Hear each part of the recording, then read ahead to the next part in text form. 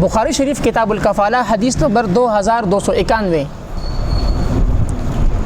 बुखारी शरीफ دا حدیث ته یو واقعه ده یو کس د بل کس نه پیسې قرض اغستې نو د کس ورته وی چې به ته مالا ته منه پیسې علي خو مال یو غواره کا دی وته چې بس ما الله غوا جوړ کو دی وته ټیک شماله ضامن راکا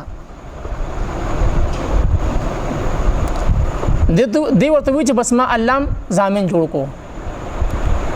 تا ما پیسې واغست چې کله نیټه پوری څه بتاله پیسې درکوم د قرضداري پیسې واغست ولاړو په سفر باندې وته ډیر وګت سفر وکړو دې کې دا هغه د قرض کم مدت او هغه پوره شو اوس دا قرضدار و چې ما خو غوا الله جوړ کړی دی او ضامن هم الله جوړ کړی دی او زه خو ډیر لري مچ واپس زم په دې خو میاشتې لګي دی اوس راغی او د سمندر په غاړه باندې ناست خو کشته رانه دیو لرګي راوغه په هغه کې سوري کو په هغه کې هغه پیسې کې خو دې وسره خط کې خودو چې دا فلانکی طرف ته فلانکی دا پیسې دي اما دا قرض غسته دا نیټه وبکي هغه لرګي واپس بند کو هغه لرګي په سمندر کې پرې خودو او دعا وکړه چې خدای ما خو ته غوا جوړ کړی او خدای ته مې ضامن جوړ کړی او کشته نشته خدای دا پیسې هغه بس اورسه دلته کې د ناس کاغذ په دغه کې خودو لرګي کې او بیا پرې خودو لرګي روان شو اوس الته کې چې کوم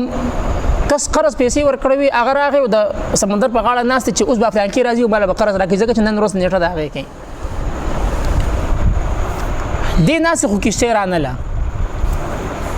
چې دې پاسې دونو د سمندر کې لرګي پروت هغه راواغستو چې زدا مې د اور د پاره وکړ شي کور ته لاړو کور کې هغه لرګي ماتو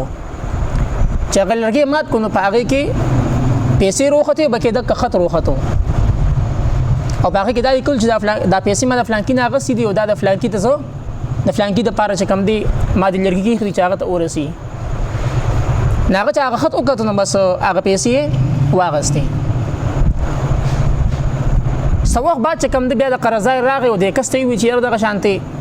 ما خو نیټه سره یې خو زرو نه رسیدم ځکه چې کشته نه و خپل عذر ورته پیښ کو داغه ورته وی چې غم کو ستا پیسې مته رسیدلې دي ځکه چې مسکه کې الله غوا جوړ شوی او الله به ضامن جوړ شوی